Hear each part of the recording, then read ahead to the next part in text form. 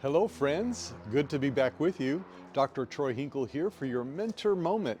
I'm in Magdala in the Holy Land, where St. Mary Magdalene is from. You see these ruins behind me. This is the town of Magdala, including the synagogue where some scholars argue Jesus preached.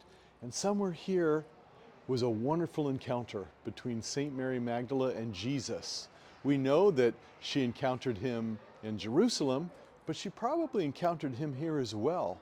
We also know that he cast 7 demons from her, according to Luke's testimony. Why 7 demons, and what does this have to do with our time together today? So I want to talk to you about that.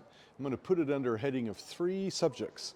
I want to talk about conversion, I want to talk about temperance, the virtue, and I want to talk about the virtue of perseverance. Conversion.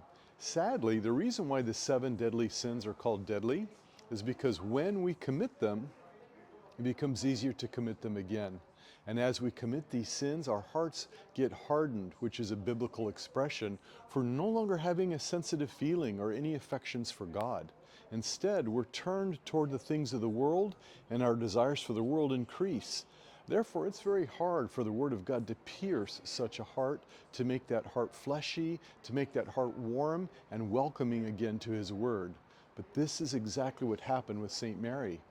This conversion of heart was so thorough, not only did she turn her back on her sin, not only did she turn her back on her way of life, she became, as Pope Francis says, the apostle to the apostles. How did that happen? Because of her great love for Jesus. She not only was grateful for having been freed by him from a life she detested, she was grateful because of the love that he showed her. This is the key, really, to conversion, the very mercy of God. When God shows us mercy and we turn from Him, many of us have had very powerful emotional experiences. I know I have. I hear it from many people who go on retreats. But then, when they get back to their routine and their regular life, as what's going to happen with our pilgrims on this pilgrimage when they return home, it gets easy to forget the experience, the emotion dies down, and we can turn back to our old way of life if we're not careful. So, in addition to conversion, we need to work on some virtues. First virtue, temperance. Temperance. This is the virtue that regulates our appetites, our desires, the emotions that lead us to seek the things of the world to a degree that it removes our desire for the things of God. Temperance helps us prevent that. As we grow in any virtue, we have to remember that the virtue enables us to choose what is good easily, promptly, and joyfully. As we gain the virtue, we gain joy in doing good. But it doesn't start that way.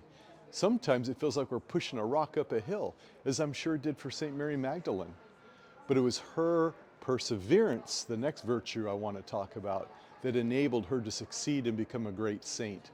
So perseverance is that virtue that expects failure. You can't persevere if you don't fail. You can't persevere if it's not a struggle. Jesus says, "He who perseveres to the end will be saved." So he ties this virtue with salvation itself. So virtues like perseverance and temperance occur because of practice and the grace of God that unfolds these virtues as we practice them, as we receive the grace of the sacraments, and as we spend time with Jesus in prayer. That's how we too can become a great saint like St. Mary Magdalene, and maybe have a hotel built on our place of birth and life as well. Who knows? Until next time, Dr. Troy Hinkle for your Mentor Moment.